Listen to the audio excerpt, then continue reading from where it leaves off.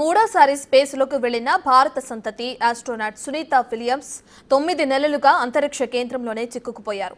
ఆమెతో పాటు వెళ్లిన బచ్ విల్మోర్ కూడా అక్కడే ఉండిపోవాల్సి వచ్చింది. ఈ క్రమంలో వారిని భూమిపైకి తిరిగి తీసుకొచ్చేందుకు నాసా స్పేస్ ఎక్స్లు ప్రయోగించిన క్రూ 10 మిషన్ వాయిదా పడింది.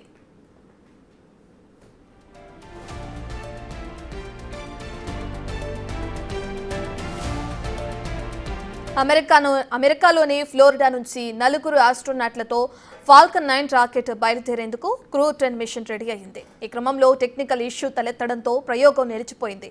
హైడ్రాలిక్ సిస్టంలో సమస్య రావడంతో దీన్ని ఆపేసినట్లు నాసా పేర్కొంది. సమస్యను పరిష్కరించి ఈ వారంలో మరో ప్రయోగం చేయనున్నట్లు తెలిపింది. దీంతో వ్యోమగాముల రాక మరికొన్ని రోజులు లేట్ అయ్యే ఛాన్స్ ఉంది.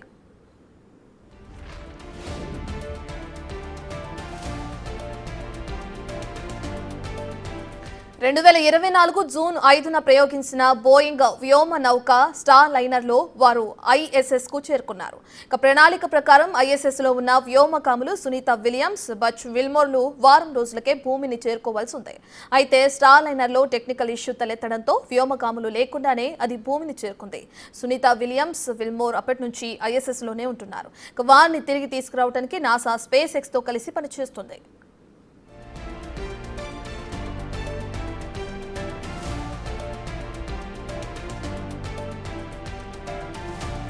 ఈ ఇద్దరు వ్యోమగాములను తీసుకురావాలంటే అంతకంటే ముందు కొందరిని ISS కు పంపించాల్సి ఉంటుంది. ఈ ప్రయోగం చేపట్టడానికి టైం కావాలని స్పేస్ ఎక్స్ అనడంతో ఆలస్యం జరిగిందని గతంలో అధికారులు పేర్కొన్నారు.